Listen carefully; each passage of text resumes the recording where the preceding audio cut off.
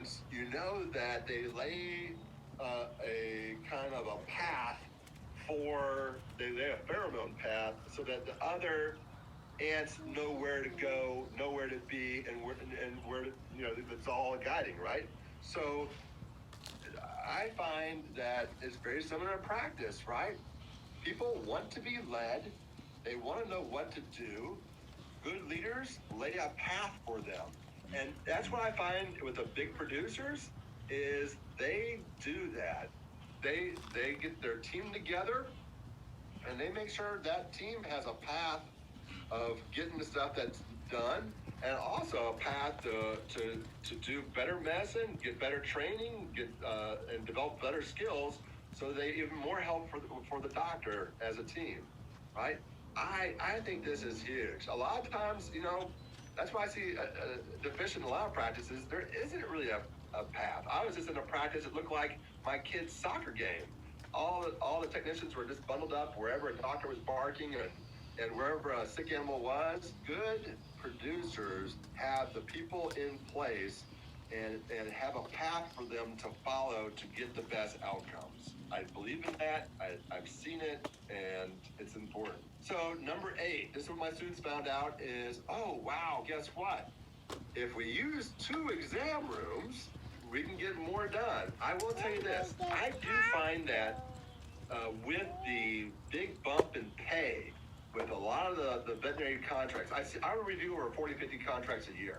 And I would say this year I saw contracts from anywhere between $85,000 and $150,000. And one of the biggest concerns is, especially for the higher dollar contracts, is how am I going to produce my value in a practice, right? One of the things I tell my students is you need to figure out what type of facilities you're in and how many exam rooms you have available to you. Typical exam room will produce between. I went up to the practice manager. I said, why is it that your one doctor, Dr. M, is doing 30-40% more than everybody else who's producing over $1 million, and the other doctors are only producing around 600? What's going on with that?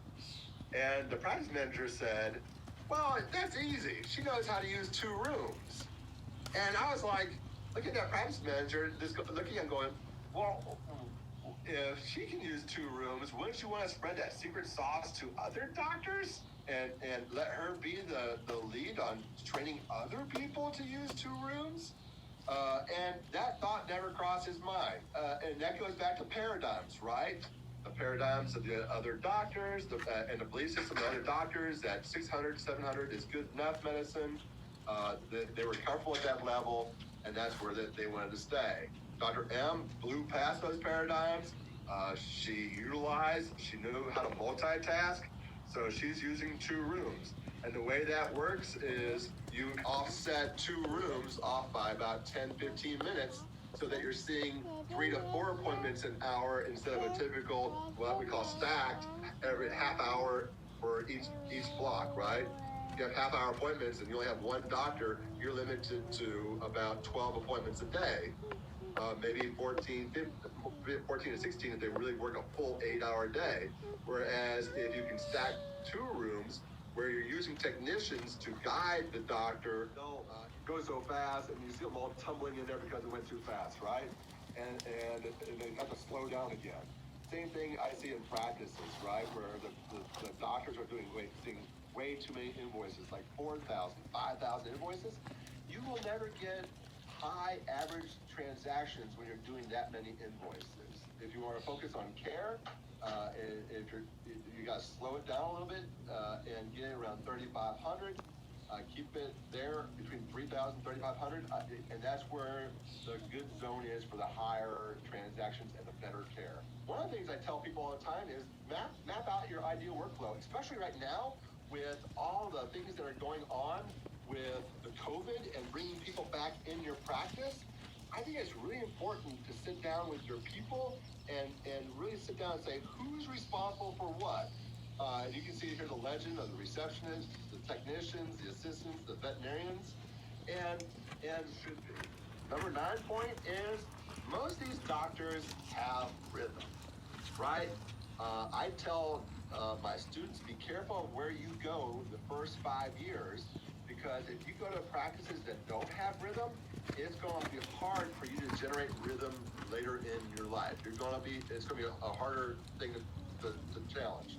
I find that doctors that go work for high producing, high care practices, they have a rhythm. They have a method. If you saw Napoleon Dynamite, which was one of my favorite movies, you do find that there is a rhythm to a practice. There is a way, call it a dance, call it performance, but there is a rhythm. I like this little slide because I have some practices that the doctors think they're too busy doing 1,500 invoices a year, and I have some practices that think that 2,000 or 2,500 is doing